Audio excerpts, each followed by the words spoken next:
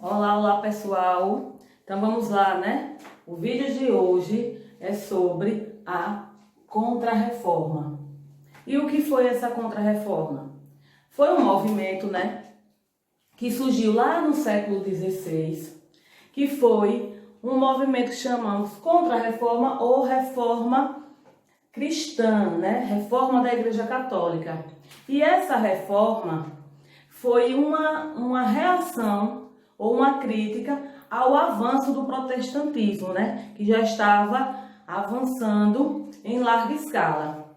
Ainda no século XVI, surge, né, alguns personagens que está no outro vídeo, no vídeo anterior, que é a imagem, né, a figura emblemática de Lutero e Calvino. E também há outros personagens que se reúnem em torno desse movimento que nós chamamos o movimento de reforma protestante. Mas esse vocês podem verificar no primeiro vídeo, nas sequências de vídeos anteriores, tá certo? Então vamos entender o que foi esse protesto cristão católico diante dessas reformas religiosas, né? Desse avanço do protestantismo.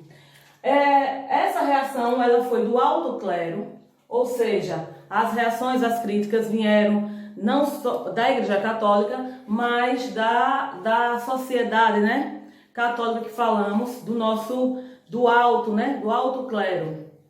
Também essa reforma foi diante, como eu já disse, da aceitação do protestantismo. O que é que aconteceu diante disso? Houve uma reavaliação de alguns procedimentos da igreja, né? Que procedimentos foram esses?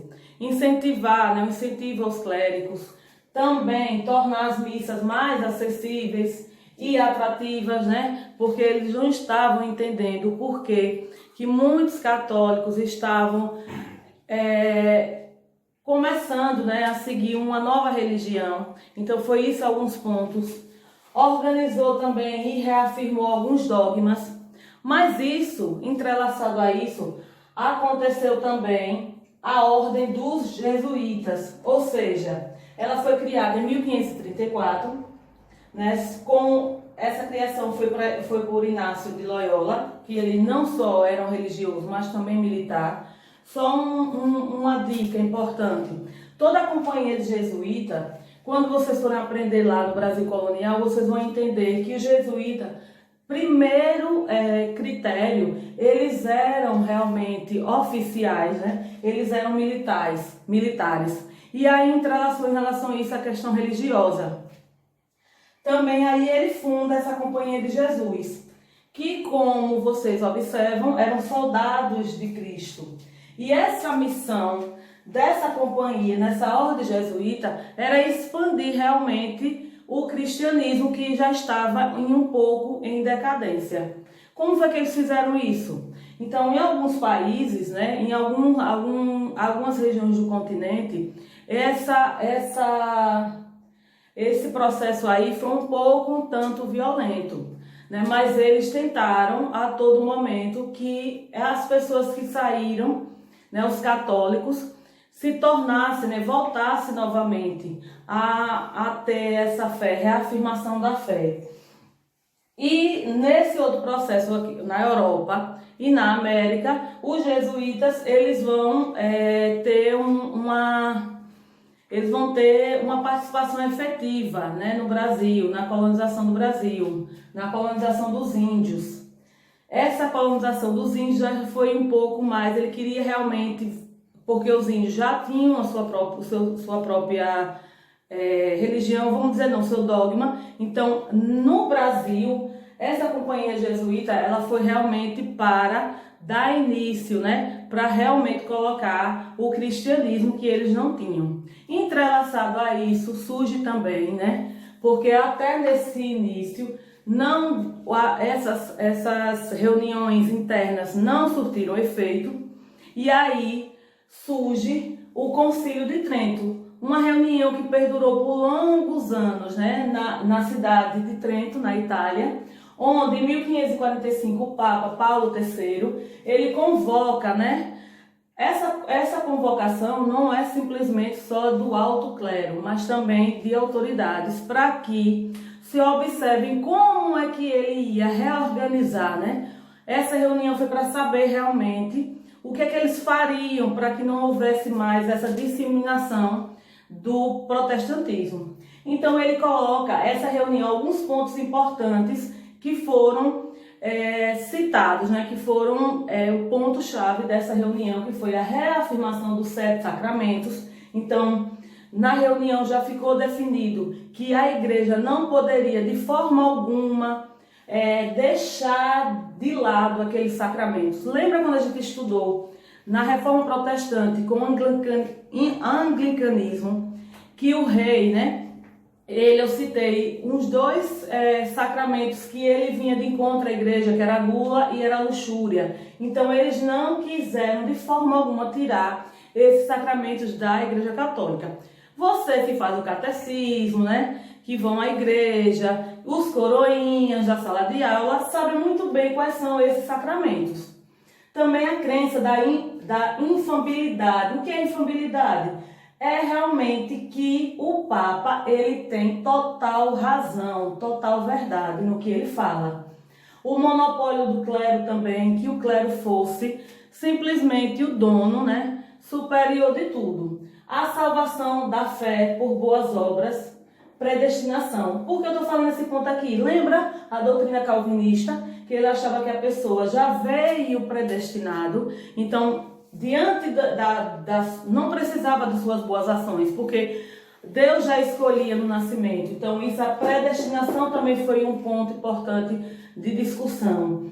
Cristo se faz presente no ato da Eucaristia. O que a gente fala em relação a isso? Muito que as igrejas pregam hoje, em dizer, né? Porque tem muita gente que diz assim, não vou na igreja não, porque eu em casa já estou, Deus está em casa. Mas esse ato de Eucaristia, muitos católicos também, quando cometem algum pecado, não vou nem citar, né? Mas eles são privados desse ato de Eucaristia, né? A mulher, quando ela se divorcia, e aí ela compreende um novo relacionamento, ela está fora disso aqui, ó, ela não pode tomar a Eucaristia, né? O corpo de Cristo. Então isso aqui foi também discutido na reunião. E a elaboração do catecismo, que essa elaboração do catecismo nada mais do que é com a ordem dos jesuítas também, que como eu falei agora há pouco, é o que vocês fazem, né? Vão para o catecismo, depois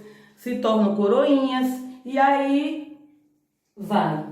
Mas nesse período aqui, surge também o Tribunal do Santo Ofício. Qual era a importância desse Tribunal do Santo Ofício?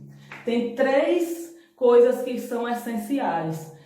Eles perseguiam, julgavam e condenavam. Foi nesse período aqui que eu acho que em filmes que vocês assistem, que queimavam as pessoas que não, os hereges, né? As pessoas que realmente não faziam e não pregavam a fé cristã católica. Então eles eram perseguidos, além de ser perseguidos, ele tinha um julgamento, né, que na maioria das vezes era na fogueira, e a condenação também. Quem eram as pessoas que eram condenadas? A maioria que eram condenadas na época, pessoas que não professavam a fé, pessoas, como eu citei aqui, as mulheres em especiais, que eram acusadas de praticar rituais de magia negra. Essa magia aqui, nada mais do que era pessoas, mulheres que eram curandeiras, que elas manuseavam de forma eficaz ervas. Então, para a igreja católica, isso aqui era algo inaceitável.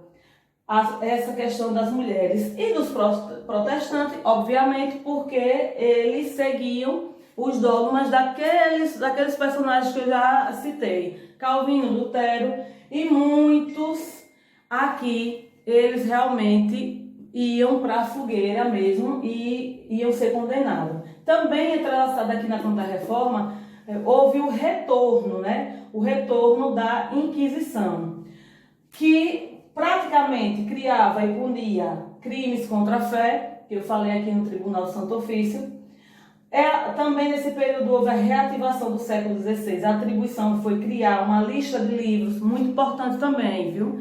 Vocês observarem que nesse período eles criam essa palavrinha até bem pequenininha, o índex, que era uma lista de livros não lidos, que esses livros aqui as pessoas não tinham essa lista, especificamente o que era que as pessoas não podiam ler.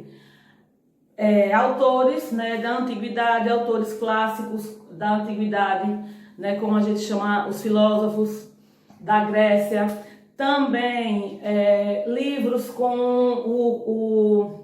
o conteúdo proveniente daqueles reformadores. Então tudo isso foi proibido.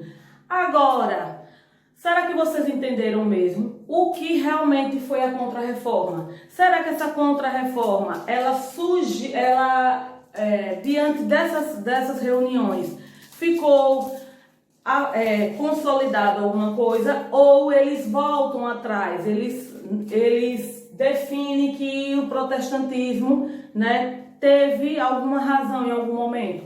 Não, gente. Ou a Contra-Reforma simplesmente foi, para que vocês lembrem, uma reafirmação. Diante de tantas reuniões, a Igreja Católica definiu e ficou consolidado que elas não erravam, que era uma denominação cristã consolidada, que todos os preceitos falados e discutidos por aqueles reformadores, né, por Lutero e por Calvino, não era nada, que simplesmente a Igreja Católica era detentora de todo aquele saber. Então, na próxima aula, a gente vai ter um outro vídeo especificando tudo isso, mas eu espero que vocês tenham entendido, e até a próxima videoaula.